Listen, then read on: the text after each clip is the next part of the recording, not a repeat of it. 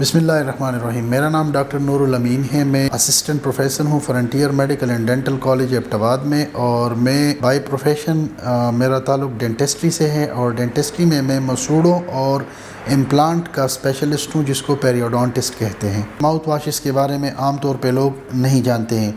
دیکھیں، mouth washes دو قسم کے ہوتے ہیں۔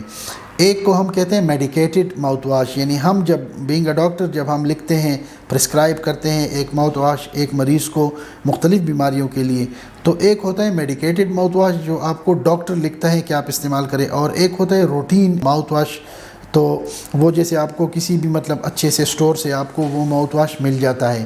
تو وہ ماؤتھ واش جو میڈیکیٹڈ ہوتا ہے وہ تو ہر بندے کو استعمال نہیں کرنا چاہیے، کیونکہ جب ہر بندہ وہ استعمال کرتے ہیں تو اس سے آپ کے منہ کا جو ایک نارمل فلورا، جو نارمل بیکٹیریا ہمیں ضرورت ہوتی ہے ہماری صحت کے لیے منہ کے اندر جو ہوتے ہیں، وہ مر جاتے ہیں، اور آپ کے منہ کے اندر پھر چھالے بن جاتے ہیں، اور آپ کا منہ پھک جاتا ہے، سوج جاتا ہے۔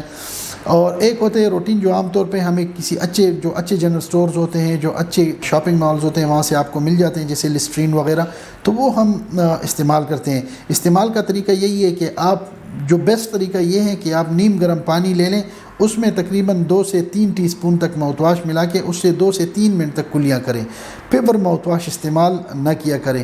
لیکن اگر کسی کو بیماری ہے اور ڈاکٹر اس کو پرسکرائب کر رہا ہے، اور پھر وہ ڈاکٹر کی ہدایات کے مطابق اس کو استعمال کریں۔